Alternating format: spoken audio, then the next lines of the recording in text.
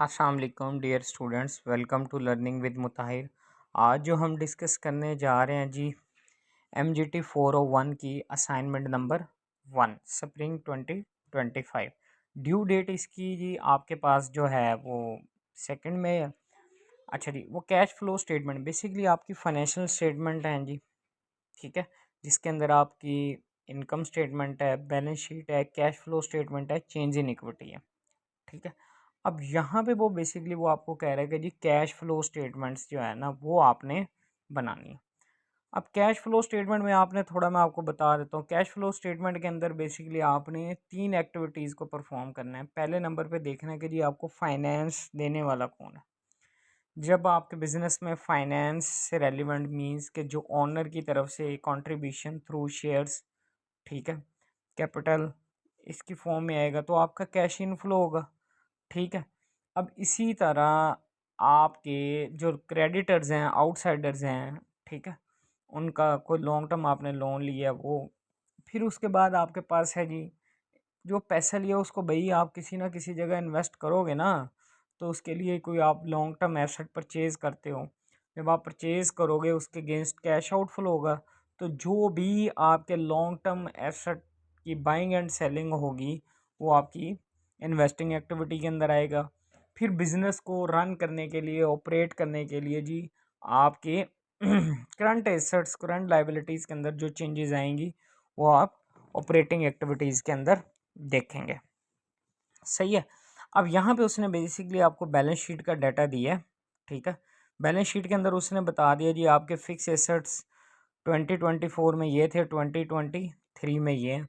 जब आपके fix assets के अंदर, ठीक है, जब आपके फिक्स एसेट्स के अंदर आपका देखें कि 2023 में 17,85,000 था और 2024 में आपका 20,79,500 का बैलेंस है, ठीक है। फिर उसकी एक्यूमुलेटेड डेप्रिसिएशन आ गई, फिर उसके बाद आपकी लॉन्ग टर्म इन्वेस्टमेंट आ गई, सही है, ये चीज़ आ गई।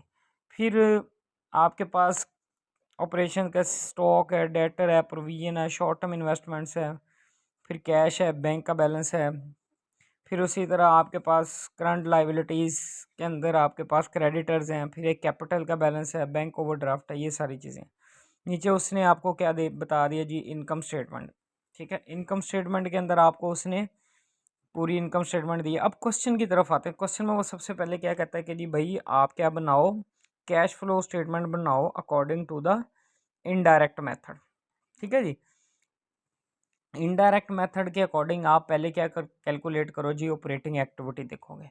ऑपरेटिंग एक्टिविटी मींस कि हमने जो नेट प्रॉफिट आपका जो आया है, एक्चुअली हमारे पास जो नेट प्रॉफिट की अमाउंट होती है वो क्या है 4,45,075 ये हमारी एक्चुअल, इतना हमारे पास कैश नहीं है। इसके अंदर कुछ नॉन कैश आइटम जैसे हैं जिन जैसे डेप्रिसिएशन है उसको ऐड कर लेंगे। जो डेटर्स के ऊपर आपने प्रोविजन क्रिएट की है वो आपका उसकी वजह से प्रॉफिट डिक्रीज हुआ है ना, तो उसको भी ऐड कर लेंगे। फिर आपका जो फिक्स एसेट के ऊपर आपने गेन रिकॉर्ड किया हुआ है, ठीक है, उसको रिमूव करोगे। फिर आपने जो इंटरेस्ट पे किया हुआ है उसके अगेंस्ट आपका क्या हुआ है, प्रॉफिट डिक्रीज हुआ है, तो उसको ऐड बैक करेंगे। तो फिर हमारे पास जो ऑपरेटिंग प्रॉफिट है एक्चुअल बिफोर वर्किंग कैपिटल आ जाएगा, ठीक है।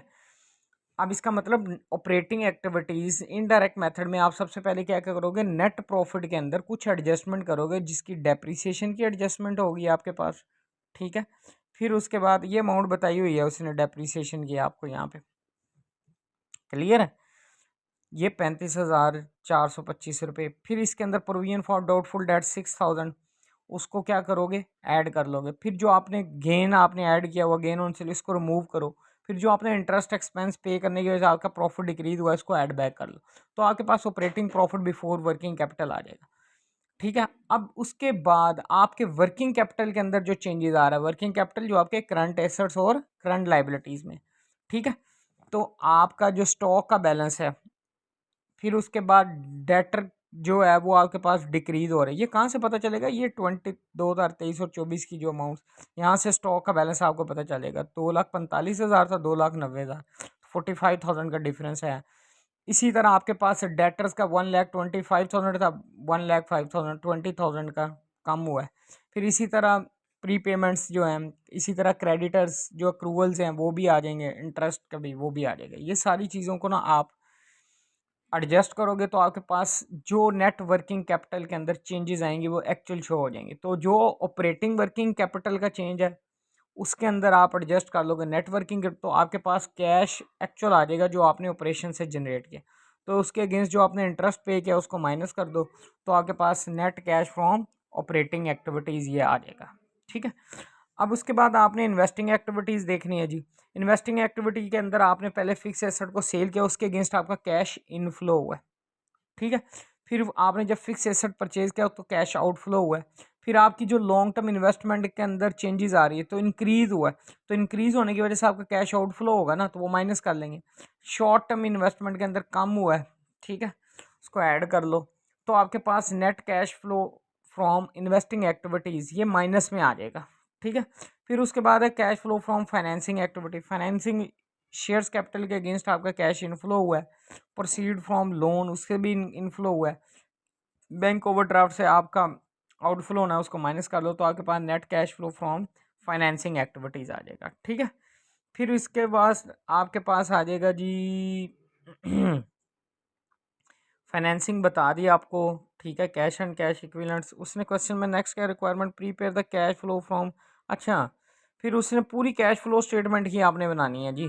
ठीक है, तो इसके अंदर फिर आपने उसने क्वेश्चन में बताया जी बट डायरेक्ट मेथड के अकॉर्डिंग भी कर लो। डायरेक्ट मेथड के अंदर सिंपल आप क्या करोगे, सेल्स रेवेन्यू से अमाउंट पिक कर लोगे, जो जो आपके चेंजेस आ रहे हैं उसके अकॉर्डिंग आप एट द एंड उसके अगेंस्ट आप एडजस्टमेंट करो, वो आपके पास आ जाएगा। सिर्फ यही चेंज आया, मतलब कि ना ऑपरेटिंग एक्टिविटीज़ के अंदर जो चेंज आता है ना वही आपका डायरेक्ट मेथड होता है। सही है, बल्कि उसने खुद बता दिया ऑपरेटिंग एक्टिविटीज़ के अंदर।